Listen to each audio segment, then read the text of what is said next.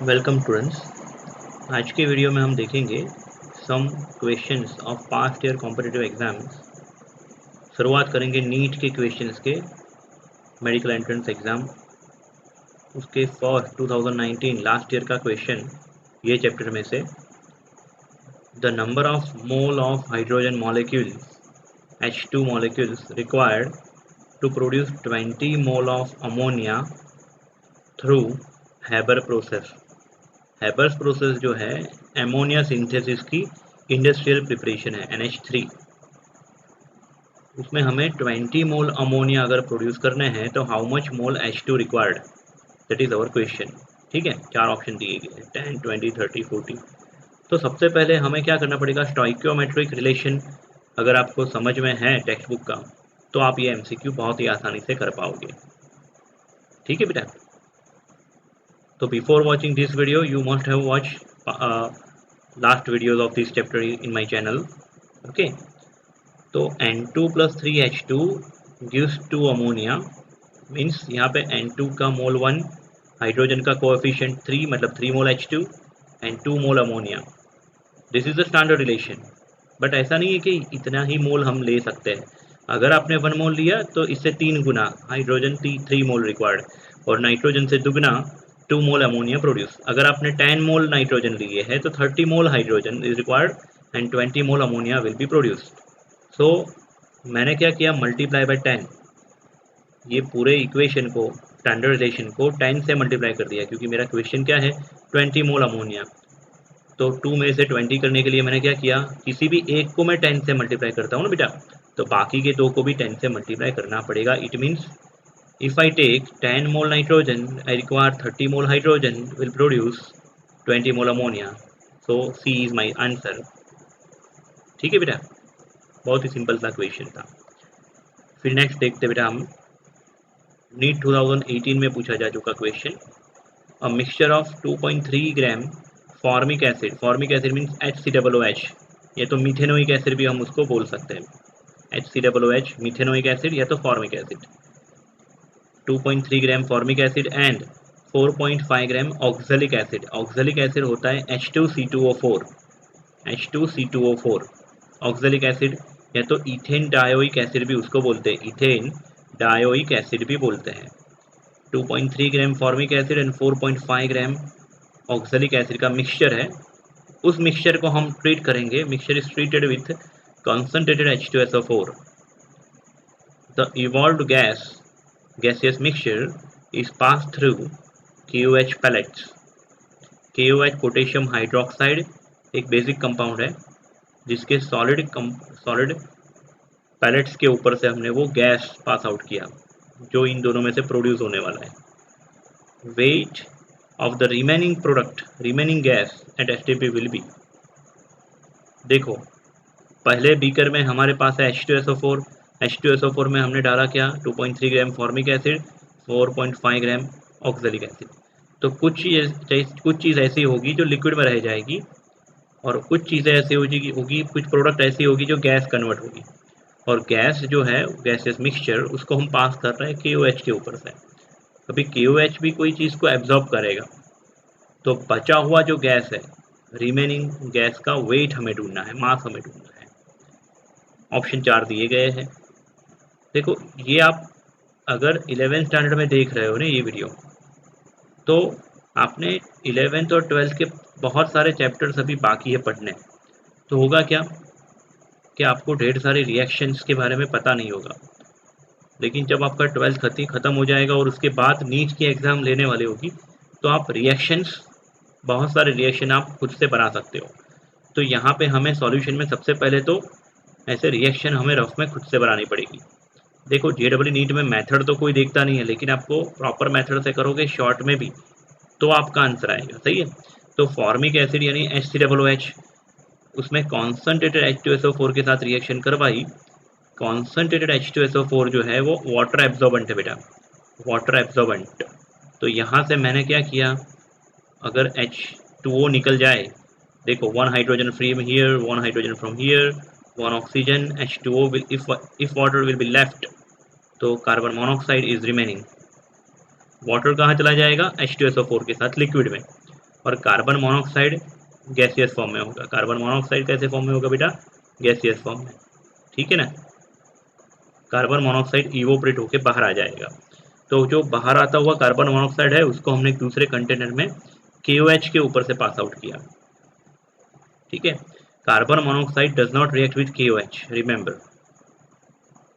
अभी यहाँ पे स्टोइकियोमेट्री हम अप्लाई करते हैं। This is the standardisation, this is the standardisation कि अगर आपने 1 मोल, यहाँ पे 1 मोल कोएफिशिएंट है, यहाँ पे भी 1 मोल, यहाँ पे भी 1 मोल, 1 मोल का वेट कितना होता है उसके मोलर मास कितना, किसी भी सब्सटेंस के 1 मोल का वेट कितना होगा उसके मोलर मास। अभी HCOOH का आप मोलर मास ढूंढोगे ना बेटा, तो 2 हाइड्रोजन 1 ऑक्सीजन 2 ऑक्सीजन 1 कार्बन, तो उसका मॉलिक्यूलर वेट मोलर मास मिलेगा 46 ग्राम पर मोल। और कार्बन मोनोऑक्साइड का कार्बन 12, ऑक्सीजन का एटॉमिक वेट 16, उसका मोलर मास मिलेगा 28।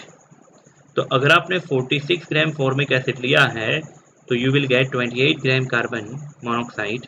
So if you take 2.3 gram formic acid, how much mass of carbon monoxide will produce?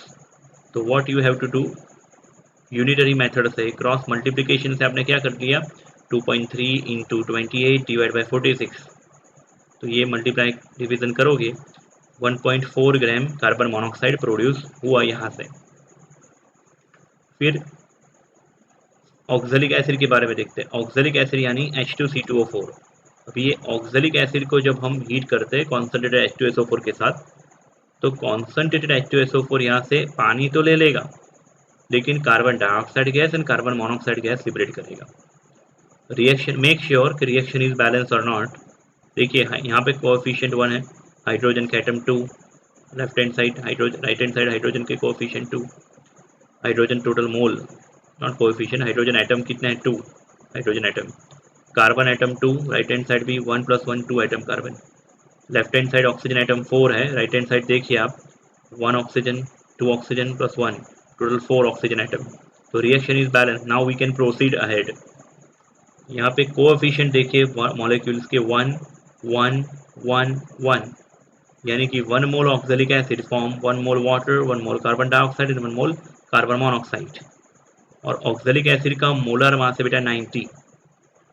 तो दिस इज द स्टैंडर्डाइजेशन कि अगर हमने 90 ग्राम ऑक्जेलिक एसिड लिया हुआ है तो उसमें से 1 मोल CO2 यानी 44 gram CO2 and 28 gram carbon monoxide will be produced. तो in our question 4.5 gram oxalic acid is given, तो अगर 90 ग्राम लेंगे तो 28 ग्राम कार्बन मोनोऑक्साइड फॉर्म होगा। और 4.5 ग्राम ऑक्जेलिक एसिड से how much carbon monoxide will B form. तो unitary method यहाँ पे भी अप्लाई करी, क्रॉस मल्टीप्लिकेशन होगा 4.5 इंटू 28 डिवाइड बाई 90, क्योंकि कार्बन डाइऑक्साइड की मेरे को अभी ज़रूरत नहीं है, क्योंकि कार्बन डाइऑक्साइड जो है ना वो KOH में एब्जॉर्ब हो जाने वाला है, K2CO3 बनाएगा पोटेशियम कार्बोनेट, तो मुझे यहाँ पे कार्बन मोनोऑक्साइड की ज़रूरत है। तो 4.5 से हाउ मच, तो यहाँ पे हम कैलकुलेशन करेंगे mass of carbon monoxide form, mass of carbon monoxide form तो कितना होगा देखिए, carbon monoxide form by 4.5 gram H2C2O4, oxalic acid के 4.5 ग्राम इंटू 28 डिवाइड बाई 90 किया तो 1.4 ग्राम अगेन कार्बन मोनोऑक्साइड मिला। 1.4 ग्राम carbon monoxide form from formic acid HCOOH from case number 1 and from case number 2 1.4 gram carbon, another carbon monoxide formed by oxalic acid.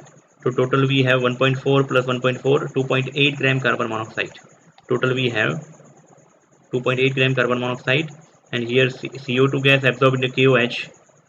Question arise in your mind, okay, why carbon monoxide is not absorbed? Because carbon monoxide is a neutral gas while carbon dioxide is acidic gas. So acidic gas absorb in the base, but neutral gas does not react with acid or base, so it remain unreacted, is pass over the KOH and CO2 absorb in the KOH. तो remaining gaseous mixture carbon monoxide है, उसका wait होगा 2.8 ग्राम। ठीक है बच्चों, answer आएगा D, आपने option देखा 2.8 डी ऑप्शन में है। फिर थर्ड क्वेश्चन देखते हैं 2015 नीट का क्वेश्चन। क्वेश्चन ध्यान से रीड करिएगा बेटा, जितना इंपॉर्टेंस है सॉल्यूशन का उतना ही इंपॉर्टेंस है क्वेश्चन को समझना। तो क्वेश्चन को ध्यान से समझिए। 20 gram of magnesium carbonate MgCO3 sample, MgCO3 sample magnesium carbonate का एक सैंपल है, decompose on heating to give carbon dioxide and 8 gram magnesium dioxide. ठीक है, 20 gram of magnesium carbonate sample decompose on heating give carbon dioxide and 8 gram magnesium oxide MgO। ठीक है, what will be the percentage purity of magnesium carbonate in the sample। अभी ये sample का meaning है solution. हमारे पास एक mixture है, mixture में ज़्यादा प्रोपोर्शन में कौन है MgCO3, बाकी कुछ इम्प्योरिटी भी होगी उसके अंदर। तो ये जो 20 ग्राम MgCO3 मैग्नीशियम कार्बोनेट का सैंपल दिया ना, वो सारा का सारा 20 ग्राम MgCO3 नहीं है, उसमें से मेजर प्रोपोर्शन में भी 60, 17, 16, 17, 18 ग्राम, 19 ग्राम MgCO3 होगा। रिमेनिंग जो ग्राम होगा वो इम्प्योरिटी है। तो हमें चेक करनी है प्योरिटी ऑफ MgCO3। इनडायरेक्टली हमें पूछा है कि एक्चुअल MgCO3 कितना है 20 ग्राम में से। और हमें प्रोडक्ट का मास दिया है कितना बेटा, 8 ग्राम MgO विल प्रोड्यूस। तो हम स्टोइकियोमेट्री से रिलेशन बना सकते हैं। MgCO3 solid on heating it decompose into MgO solid plus CO2 gas. Reaction is balanced, you can see here reaction is balanced. Now what is the coefficient, what is the number of mole, 1 mole 1 mole 1 mole। 1 mole MgCO3 का मास, उसके molecular mass कितना होगा 84 ग्राम। Same MgO का 1 मोल का मास, उसका molar mass Mg का atomic wait 24, oxygen का atomic wait 16, तो उसका मोलर मास होगा 40। CO2 का मोलर मास है 44। It means this is the standard relation, remember this was the standard relation. Now in your text book there is an illustration solved example, उसमें मैंने ये method करवाई थी। यूनिटरी मेथड से भी आप कर सकते हो कि भाई 40 ग्राम MgO के लिए 84 gram MgCO3 is required, so to produce 8 gram MgO how much MgCO3 is produced। I repeat, क्या क्रॉस मल्टीप्लिकेशन आप लगा सकते हो बेटा, अगेन कि MgO मैग्नीशियम ऑक्साइड का आपने मास लिया कितना 40 gram. If you take 40 gram MgO you need, if you want to produce 40 gram MgO you need 84 gram MgCO3 magnesium carbonate. Remember ये यूनिटरी मेथड, शॉर्ट मेथड जो पिछले सम में भी करवाई थी, वो मेथड भी अपने इस्तेमाल अपन कर सकते हैं। अगर 40 ग्राम MgO प्रोड्यूस करना है तो 84 ग्राम MgCO3 इज रिक्वायर्ड। तो now to produce 8 gram MgO how much MgCO3 is required, this is my question। तो क्या होगा, यूनिटरी मेथड से क्रॉस मल्टीप्लिकेशन करेंगे तो क्या होगा 8 इंटू 84 डिवाइड बाई 40। देखिए 8 into 84 divide by 40, 8 into 84 divide by 40 हो गया ना। या तो दूसरा मेथड जो अभी यहाँ पे मैंने नीचे लिखा है वो भी ऐसा ही होगा, लेकिन थोड़ा प्रॉपर वे में देखिए। For 8 gram MgO required mass of MgCO3। तो जो हमारा क्वेश्चन है ना कि भाई 8 ग्राम MgO, क्वेश्चन में जो दिया है डेटा उसको मैंने ऊपर पुट किया यहाँ पे 8 ग्राम MgO, और ये जो बाजू में मैंने मल्टीप्लिकेशन में जो ब्रैकेट लिखा है ना, ये कहाँ से उठाया मैंने, रिएक्शन के ऊपर से, स्टोइकियोमेट्री के ऊपर से। ठीक है, अभी स्टोइकियोमेट्री के ऊपर से हमें ढूंढना किसको है बेटा, मास ढूंढना है MgCO3 का ना। तो यहाँ से मैं MgCO3 का मास लिख रहा हूँ 84 ग्राम MgCO3, और डिनोमीटर में मैंने लिखा 40 ग्राम MgO, क्योंकि MgO कैंसिल हो जाने वाला है, ग्राम MgO विल बी कैंसिल। तो क्या बचेगा, खाली ग्राम MgCO3 बचेगा, और वैल्यूज का मल्टीप्लिकेशन कर सकते हो आप 8 इंटू 84 डिवाइड बाई 40, 8 बाई 4 2 होगा, और 2 इंटू 84 168 डिवाइड बाई 10, तो 16.8 ग्राम MgCO3 इज रिक्वायर्ड। आप समझ रहे हो कितना MgCO3 रिक्वायर्ड है, और हमारे पास जो सैंपल है वो सैंपल है 20 ग्राम का। इसका मतलब इसकी प्योरिटी कितनी है, 16.8 डिवाइड बाई 20 इंटू 100, 84% प्योरिटी है MgCO3 की। बेटा बोलो आ रही बात समझ में। उसके बाद हम देखते हैं नेक्स्ट क्वेश्चन, 2015 नीट में पूछा जा चुका क्वेश्चन। क्वेश्चन ध्यान से समझिए। What is the mass of precipitate form when 50 ml of 16.9% solution of AgNO3 is mixed with 50 ml of 5.8% NaCl solution। Atomic weight Ag का 107.8, अगर ये 107.8 ना दिया होता ना तो हम 108 ले लेते अप्रॉक्स। याद रखना सिल्वर का एटॉमिक वेट अप्रॉक्स 108, यहाँ पे एग्जैक्ट डेटा दिया है, कोई प्रॉब्लम नहीं। नाइट्रोजन 14 हमें पता है, ऑक्सीजन 16, सोडियम 23, क्लोरीन 35.5, और नीचे 4 ऑप्शन दिए। क्वेश्चन समझिए ध्यान से। What is the mass of precipitate form when 50 ml 16.9% solution of AgNO3 is mixed with 50 ml of 5.8% NaCl solution. हमें दो अलग अलग सॉल्यूशन दिए हैं, दोनों के परसेंटेज। अभी परसेंटेज W/W लू, W/V या V/V, वो कैसे पता चलेगा। देखो हमें क्वेश्चन पूछा है मास का, बराबर। हमारे पास AgNO3 सॉल्यूट है, लेकिन यहाँ पे वॉल्यूम दिया है, टोटल वॉल्यूम सॉल्यूशन का। तो हम लोग ये परसेंटेज को लेंगे W/V, so that we can count mass of solute on the basis of volume.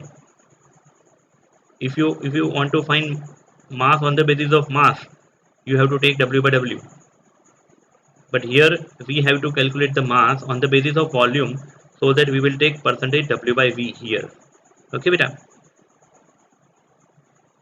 दो चीजें हैं कि AgNO3 है, दूसरा है NaCl। रिएक्शन को हम 2 मिनट के बाद देखते हैं क्या रिएक्शन होगी इन दोनों के बीच में। पहले हम W/V, परसेंटेज W/V का फॉर्मूला समझ ले। Percentage W/V is equal to क्या बेटा, 100 into mass of solute in gram upon volume of solution in ml। तो अगर मैं मास ऑफ सॉल्यूट को सब्जेक्ट बनाना चाहूँ तो क्या करना पड़ेगा मेरे को, वॉल्यूम ऑफ सॉल्यूशन को ऊपर मल्टीप्लाई करना पड़ेगा और divide by 100, percentage into volume of solution upon 100। ये करूंगा तो मुझे क्या मिल जाएगा, मास ऑफ सॉल्यूट। मेरे पास दो सॉल्यूशन है, एक है AgNO3 का सॉल्यूशन और दूसरा है NaCl का सॉल्यूशन। समझ में आ रहा है बेटा। I have two solution, one is 50 ml 16% solution of AgNO3 and another solution I have,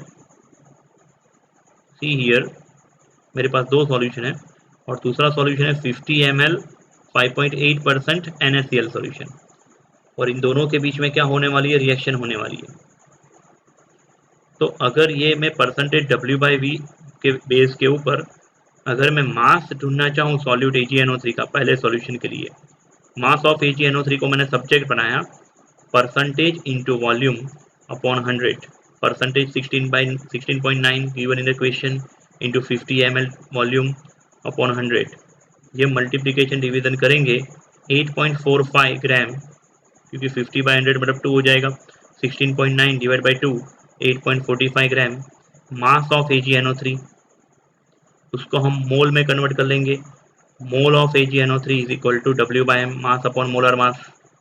AgNO3 का मास हमने ढूंढ लिया 8.45 ग्राम, और उसका मोलार मास कितना होता है बेटा, Ag का atomic wait 107.8 given, nitrogen 14, oxygen 16, 3 48, तो 107.8 प्लस 14 प्लस 48 का टोटल करोगे तो 169.8 आपको मिलेगा मोलर मास।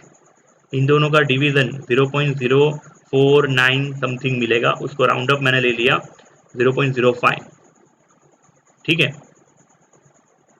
उसके बाद मास ऑफ NaCl, सेम वो फॉर्मूला, ये जो फॉर्मूला था W/V का, उसमें मैंने मास ऑफ NaCl को सब्जेक्ट बनाया, क्योंकि एक सॉल्यूशन में AgNO3 सॉल्यूट था, दूसरा सॉल्यूशन जिसमें NaCl सॉल्यूट है।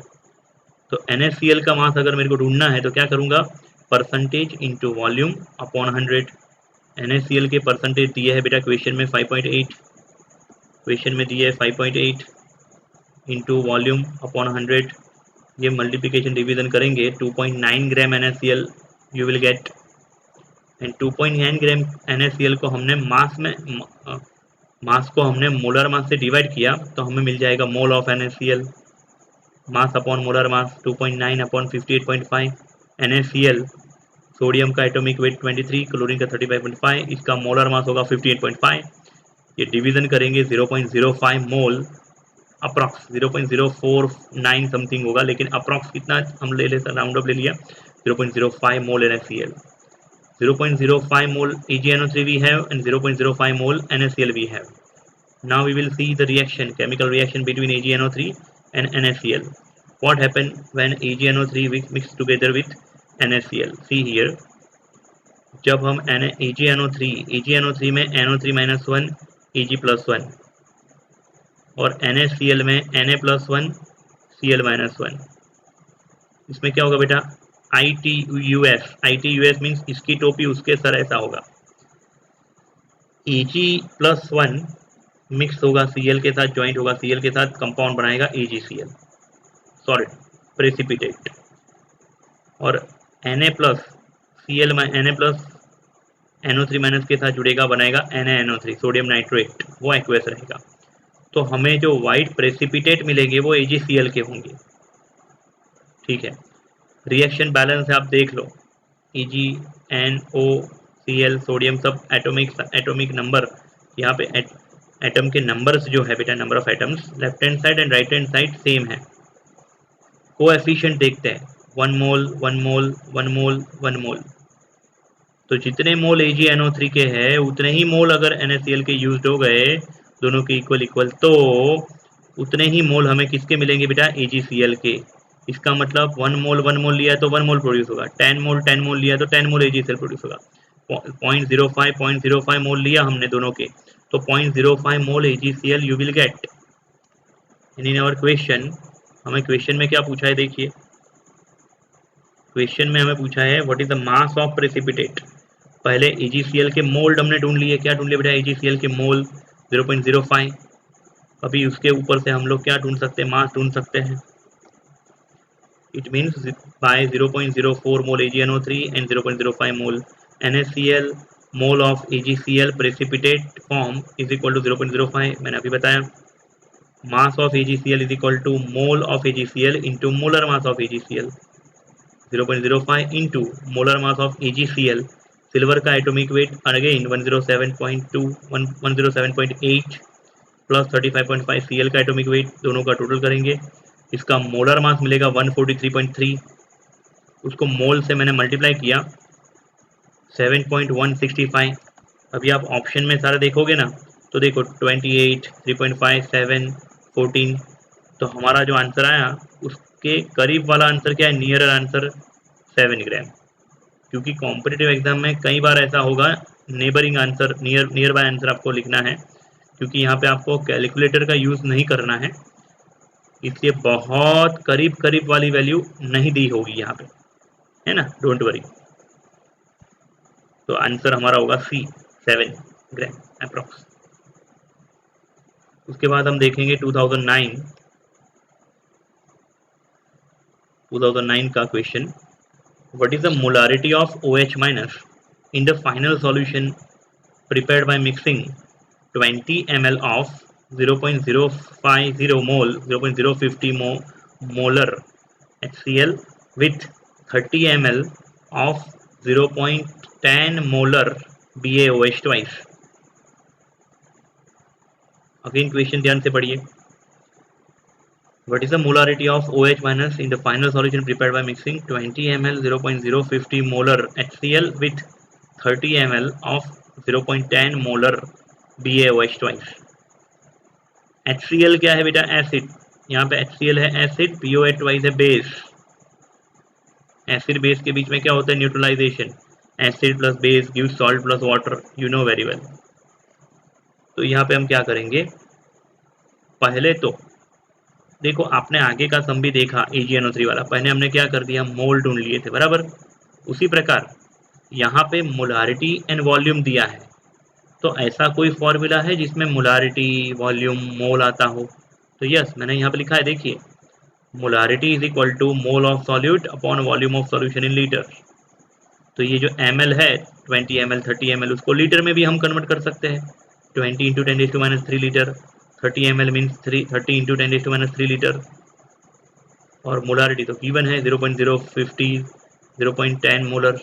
तो हम दोनों के इंडिविजुअल मोल ढूंढ सकते हैं बेटा, HCl के मोल और BOH के मोल। ठीक है, तो सबसे पहले हम वही काम करेंगे। सबसे पहला step, calculating the mole of H plus और HCl, क्योंकि अल्टीमेटली एसिड में से H प्लस और बेस में से OH रिएक्ट करने वाला है। तो हमने मोल ऑफ अगर H प्लस ढूंढने है ना, तो ये रिएक्शन समझनी होगी। When HCl dissolve into water, it produces two ions, H plus and Cl minus. The number of HCl dissociate is equal to number of H plus produce. If 100% HCl dissociate, number of mole of HCl is equal to number of mole of H plus. तो यहाँ पर लिखे mole of H plus is equal to mole of HCl। Molar HCl के मोल, अगर ये formula से मोल को subject बनाना हो तो वॉल्यूम को हम मल्टीप्लाई करेंगे मोलारिटी के साथ। तो molarity into volume of litre, volume in litre. Molarity 0.05 question में दी है, और वॉल्यूम 20 ml था, ml को मैंने लीटर में कन्वर्ट कर दिया। 20 इंटू 10⁻³ 0.05 इंटू 20 करेंगे तो 1, और 10⁻³ पावर। इतने मोल हमें मिले HCl के, यानी कि इतने मोल मिले H प्लस के, मोल of H plus. Now mole of BaOH के लिए क्या करेंगे बेटा, देखिए जरा। BaOH बेरियम हाइड्रोक्साइड, पानी में ऐड करने से दो आयन प्रोड्यूस होंगे, बेरियम +2 एंड OH -1। यहाँ पे OH है, 2OH -1 वेल प्रोड्यूस्ड। नाउ जितने BaOH डिसोसिएट होंगे ना बेटा, उससे डबल OH प्रोड्यूस होंगे। ठीक है, और बेरियम हाइड्रोक्साइड स्ट्रॉन्ग बेस है, इसलिए HCl जैसे स्ट्रॉन्ग एसिड था, जैसे यहाँ पे BaOH स्ट्रॉन्ग बेस है, तो BaOH के जितने भी मोल होंगे ना, उससे दुगने डबल OH प्रोड्यूस होंगे। तो now mole of OH minus is equal to 2 into mole of BaOH and mole of BaOH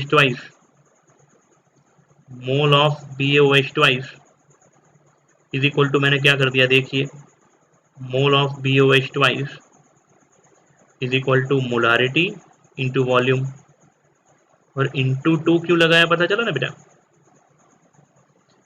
BaOH की मोलारिटी दी है 0.1, उसका वॉल्यूम है 30 ml, लीटर में कन्वर्ट किया 30 इंटू 10⁻³, तो 2 इंटू 0.1 इंटू 30 इंटू 10⁻³ का मल्टीप्लीकेशन होगा 6 into 10⁻³ 6 into 10⁻³ mole of OH। और क्वेश्चन जरा ध्यान से देखिए, आपको EgNO3 वाले क्वेश्चन जैसा ही यहाँ पे करना है। यहाँ पे आपको HCl और BaOH को मिक्स करना है। HCl में number of mole of H plus कितने हैं, 10⁻³ मोल, या तो 1 इंटू 10⁻³। BaOH में OH माइनस कितने हैं, 6 इंटू 10⁻³, यानी कि OH माइनस जरूरत से ज़्यादा लिए हैं। 1 मोल H प्लस के साथ 1 मोल OH ही रिएक्ट करेगा, यानी कि 10⁻³ मोल H प्लस के साथ 10⁻³ मोल OH is react and 10⁻³ mole H2O will produced. I repeat, जितने मोल H प्लस होंगे उतने ही OH माइनस प्रोड्यूस होंगे। ठीक है ना। 6 इंटू 10⁻³ OH के लिए तो मेरे को चाहिए 6 इंटू 10⁻³ मोल H प्लस, लेकिन हमें दिए कितने हैं H प्लस के मोल, ओनली 10⁻³। तो ये दोनों के 10⁻³ मोल H plus and 10⁻³ mole OH react together and access and undergoes neutralization reaction. It means 10⁻³ mole H plus and 10⁻³ mole OH will react each other and form H2O. Now remaining 5 into 10⁻³ mole OH minus, क्योंकि ये जो है 6 into 10⁻³ उसमें से अगर मैं 10⁻³ को subtract करूँ 10⁻³ को अगर मैं सब्ट्रैक्ट करूँगा तो बचेगा कितना, 5 इंटू 10⁻³ बचेगा ना बेटा, ठीक है।